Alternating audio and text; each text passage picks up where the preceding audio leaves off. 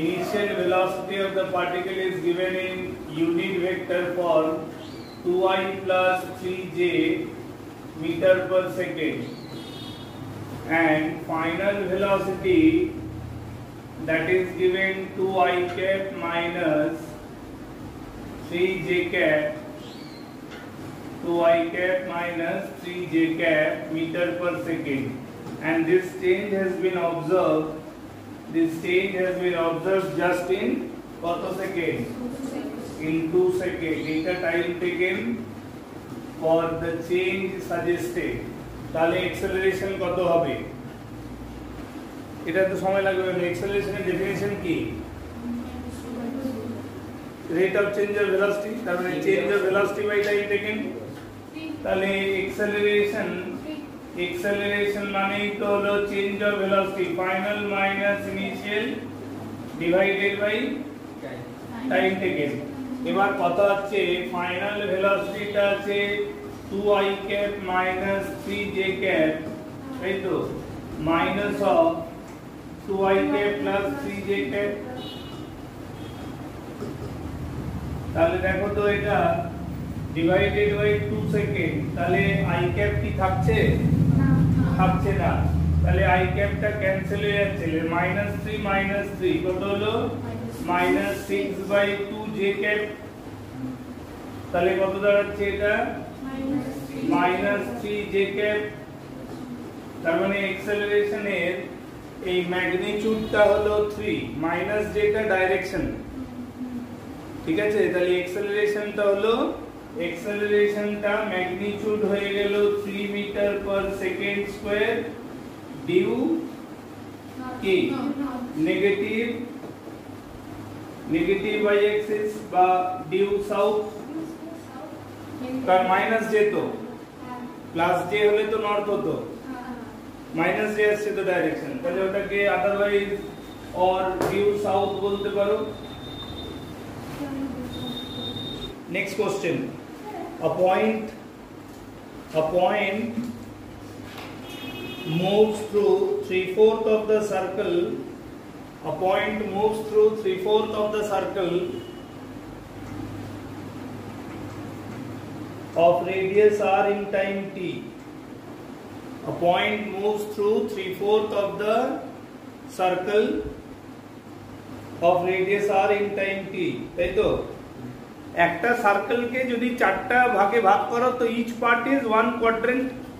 তাহলে সহজ বাংলা ভাষায় হলো, তাই তো, সহজ বাংলা ভাষায় কি বলে, এই যদি একটা সার্কেল হয়, এই যদি আমি ভাঙি, তাই তো, হ্যাঁ কি না, if a particle begins from a like this, এই যে পার্টিকেল ছুটছে, ঠিক আছে, আমাদের কনসার্ন মুভমেন্ট এতটা A to B, this is the 3/4, এই তো, তাকি, হ্যাঁ কি না, this is 3/4। তাহলে এটা যদি 3/4 হয়, তাহলে আমার straight line joining initial to final point, this is the displacement। তাহলে এটার মধ্যে এমন কি ব্যাঙের ছাতা ঝামেলা আছে, এটা আর এটা আর, এরা দুজন এখানে 90 ডিগ্রি, তাহলে s কত? √2r, একদম সোজা ক্লাস 2 এর অঙ্ক। s কত আমার? ডিসপ্লেসমেন্ট কত? √2r। আমার তো কনসার্ন ডিসপ্লেসমেন্ট কে নিয়ে, হ্যাঁ কি না, পাথ সে দুনিয়া গ্রুপ না। তাহলে আমার প্রশ্ন ছিল v average velocity, simply it is √2r by time of journey, এই তো গল্প। Had it been asked about average speed, এই জার্নিটাকে যদি আমাকে এভারেজ স্পিড জিজ্ঞেস করতো, তাহলে আমি কি লিখতাম? 3/4 of 2πr, তার মানে 4πr/3, 4πr/3t, এটাই হতো তো নাকি, হ্যাঁ কি না? এভারেজ স্পিড জিজ্ঞেস করলে এই জার্নিটার হতো 4πr/3t, আর এভারেজ ভেলোসিটি √2r/t। বোঝা গেছে? A particle travels through 4 meter due east, then turns through 30 degree then turns through 30 degree anti-clockwise, then turns through 30 degree anti-clockwise and moves for another 4 meter and moves for another 4 meter, then again turns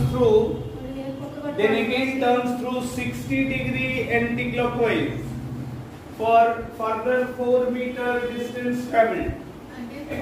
বুঝতে পারলাম, প্রথমে 4 metre due is গেল, তারপর ওখানে 30 degree anti clockwise turn নিয়ে আবার 4 metre গেল, দিয়ে সেকেন্ড 4 মিটার ট্রাভেল করার পর আবার অ্যান্টি ক্লকওয়াইজ 60 ডিগ্রি ঘুরলো, কোথায় গেল? 4 মিটার আবার গেল। ঠিক আছে, দাঁড়াও। if we take 6 second in total journey, total জার্নিতে তার কত সময় লাগলো? হ্যাঁ, তাহলে বলছে find the average velocity of this journey। করো দেখি, find the average velocity of this journey। Order of রোটেশনটা খেয়াল রাখবে, অ্যান্টি ক্লকওয়াইজ বলছি না ক্লকওয়াইজ বলছি। হ্যাঁ, তার ফলে তোমার যে after that change of direction সেটা কোন কোয়াড্রেন্টে যাবে সেইটার উপর ডিপেন্ড করবে তোমার আনসারের অ্যাকুরেসি। ফার্স্ট কোয়াড্রেন্টে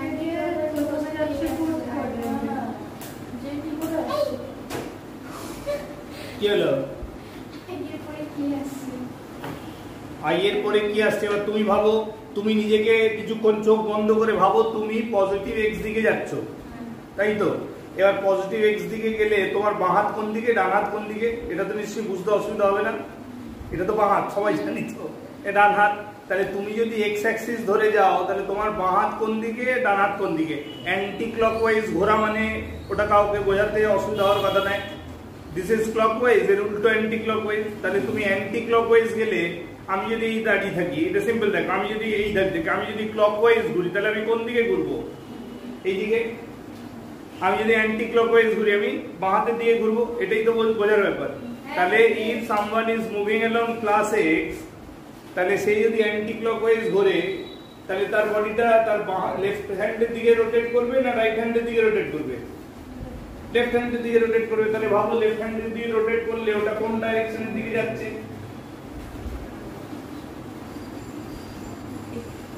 বুঝতে পারলাম কি পারলাম না?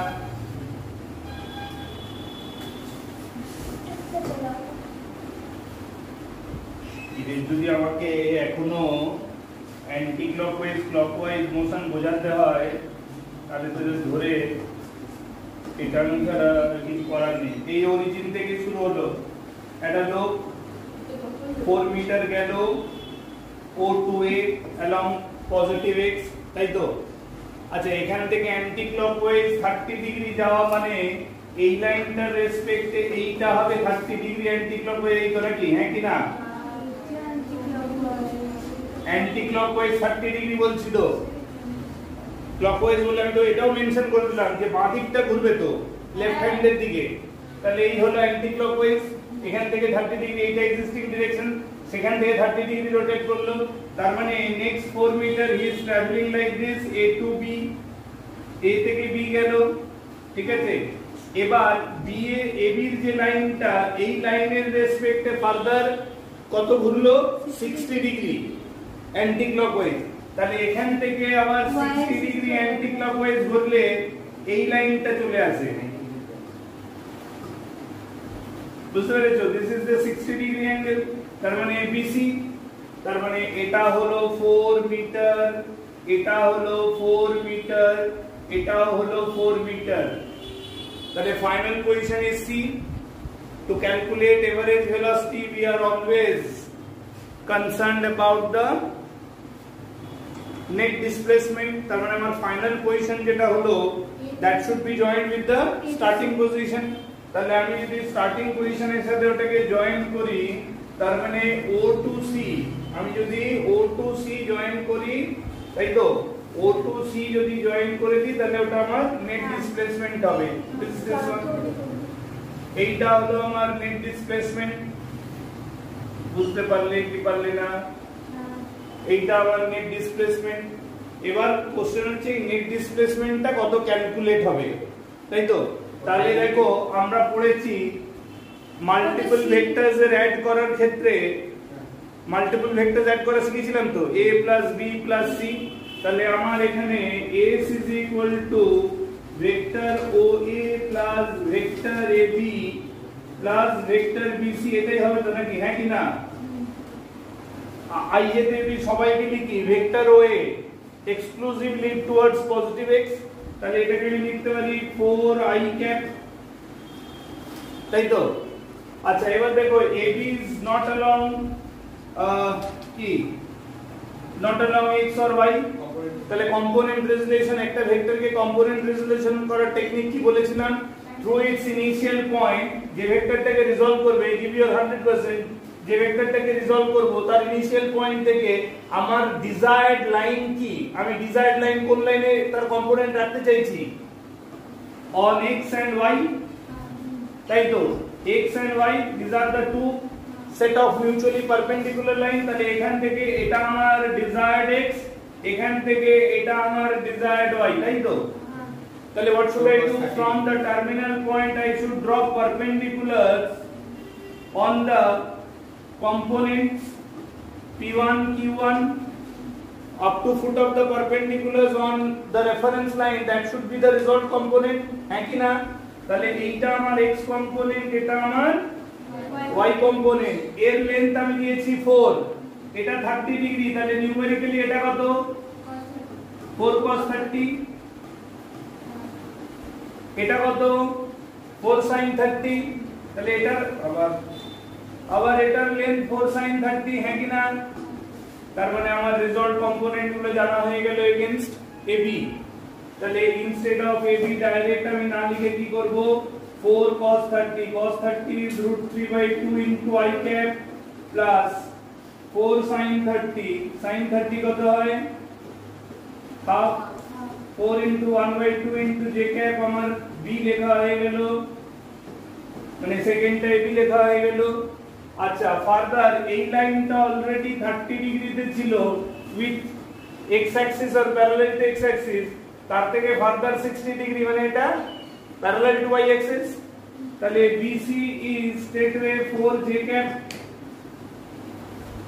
4j cap, তার মানে আমার টোটাল ডিসপ্লেসমেন্ট ভেক্টরটা হয়ে গেল, দেয়ার হয়ে গেল i এর পার্ট কত? এটা, তাহলে 4 + 2√3, তাহলে 4 + 2√3 into i cap, সিমিলারলি এটা কত? 2 + 4 6j cap, তাহলে আমার ফাইনাল পেয়ে গেলাম, ঠিক আছে?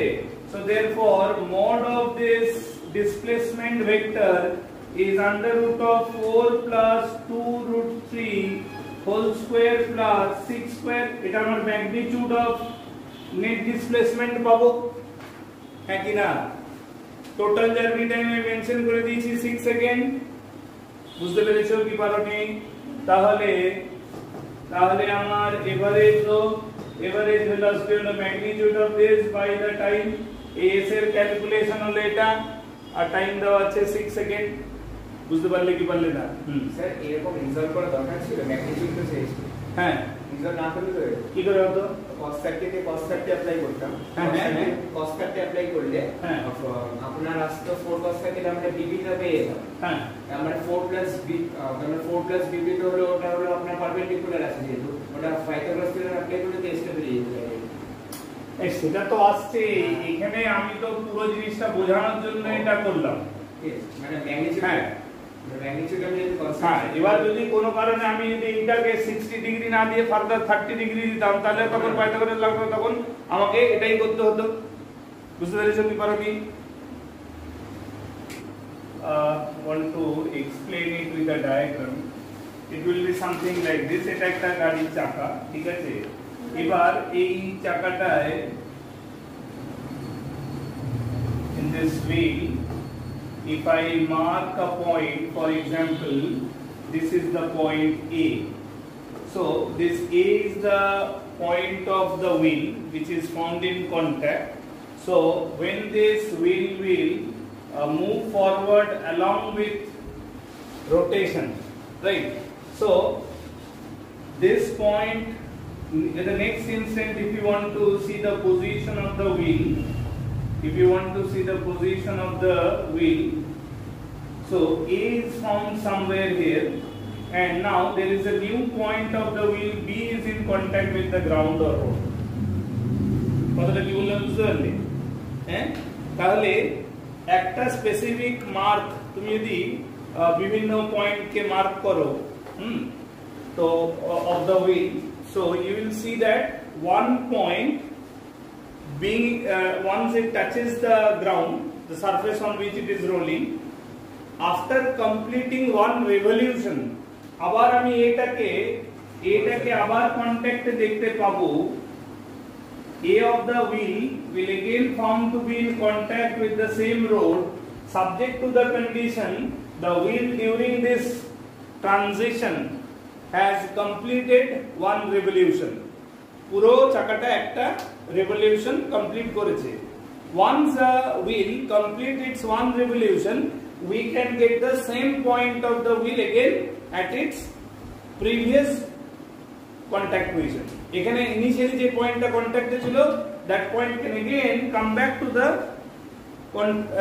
in touch with the ground once it completes one revolution.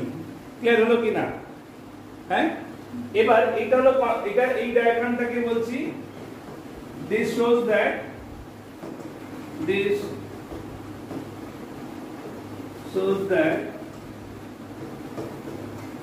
a circular wheel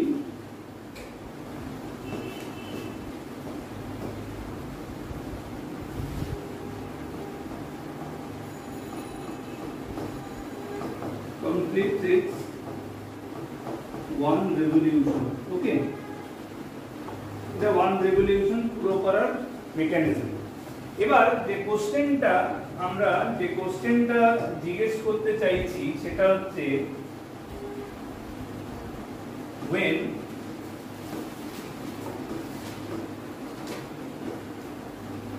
a wheel rolls without sliding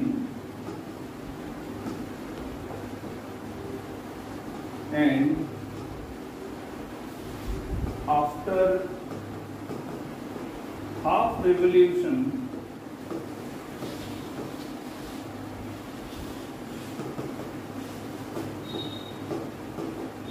find the displacement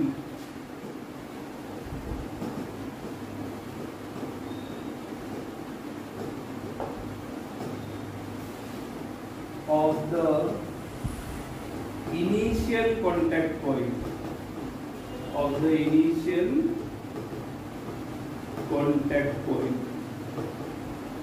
initial contact point half revolution, এটা তো ফুল revolution এর ডায়াগ্রাম তো ড্র করলাম।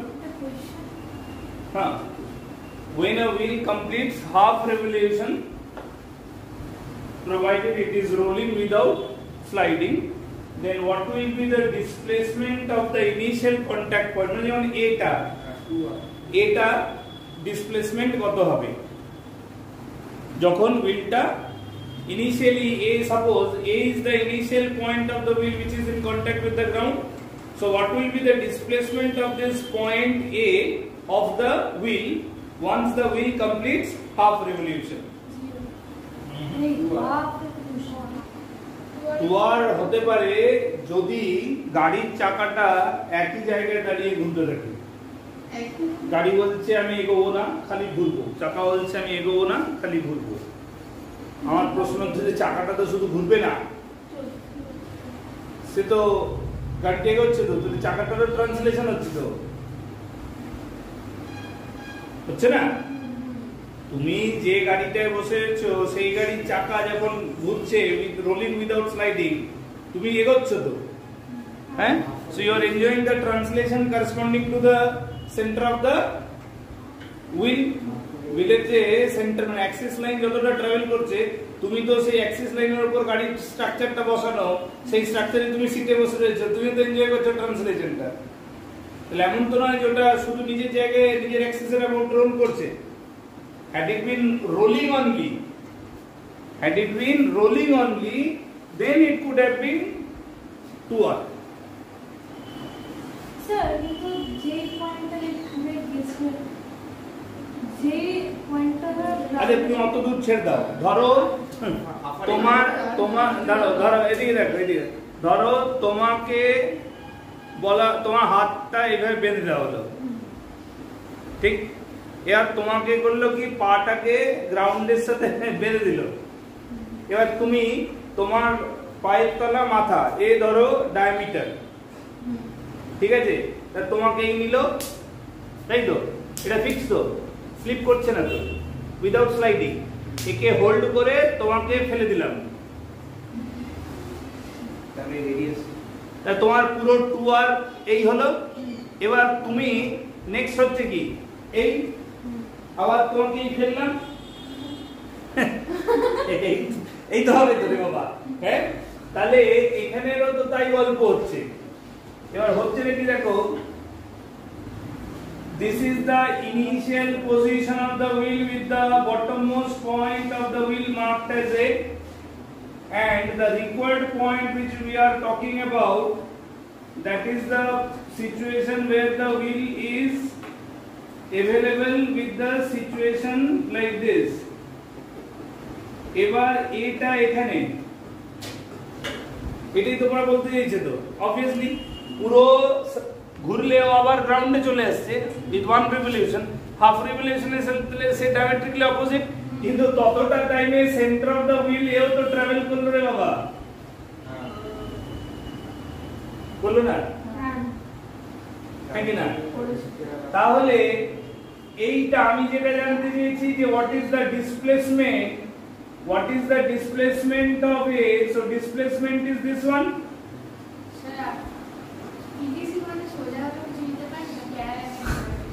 না, যেটা ঘটনা সেটাই নিতে হবে তো, অ্যাকিউরেসি তো তাই বলছে,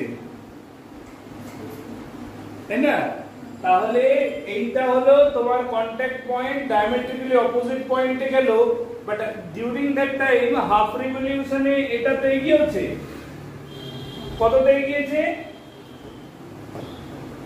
half revolution is equal to pi R, and this height is equal to 2r. है कि ना?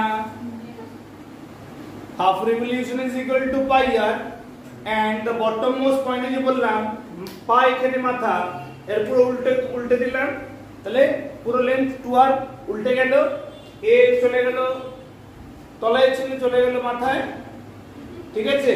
তাহলে নেট ডিসপ্লেসমেন্ট হয়ে গেল s is equal to under root of pi r square plus 4r square. বুঝতে পারলে?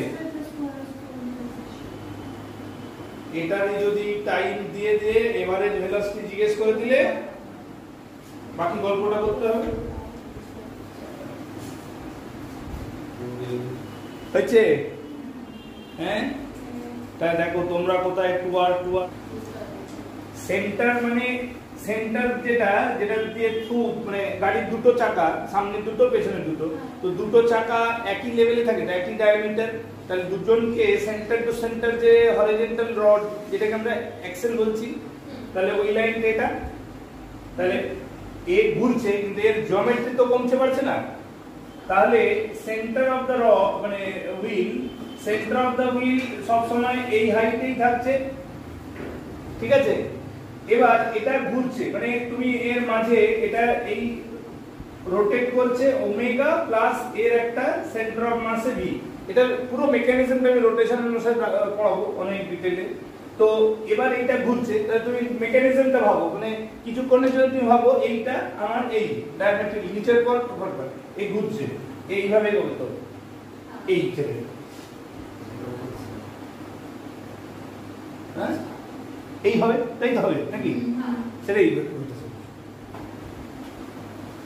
বুঝতে পারলে? যদি বলতো a wheel is having rotation about its axis with no translation, তাহলে শুধু এক জায়গায় ঘুরছে, তাহলে তখন 2 হাফ রিভলিউশন। বুঝতে পেরেছো? বুঝছো? আচ্ছা, এটা হাফ রিভলিউশন, এটা হলো আমার ইচ্ছে করছে, কিছু করার নেই, ইচ্ছে তো হতেই পারে। আমাকে একটু বলো, এই হুইলটার এই বটম মোস্ট পয়েন্টটার, এটা আমি একটা আইডিয়া দিয়ে দিলাম, দেখি তোমাদের ব্রেনে এই ইমেজটা কত সুন্দর ছবিটা তৈরি হয়েছে। এটা হুইলের বটম মোস্ট পয়েন্ট এর হাফ রিভলিউশনের ডিসপ্লেসমেন্ট। এবার এই সেম হুইলটার বটম মোস্ট পয়েন্টের ডিসপ্লেসমেন্ট করো for 3/4 of the revolution. For 3/4 of the revolution এই বটম মোস্ট পয়েন্টটার ডিসপ্লেসমেন্টটা কত দেখি, ঝট করে করো দেখি। হ্যাঁ, মানে আমাকে একটু খুশি করে দাও তো। হ্যাঁ, করো করো করো করো।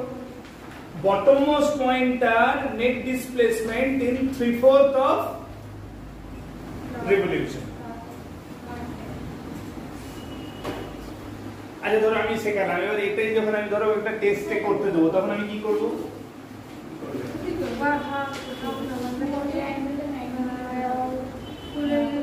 একটা অ্যাঙ্গেলের রোটেশন দিয়ে দেবো। যেটা দিলাম সেটাই দিলে তো তুমি কপি পেস্ট করে দেবে।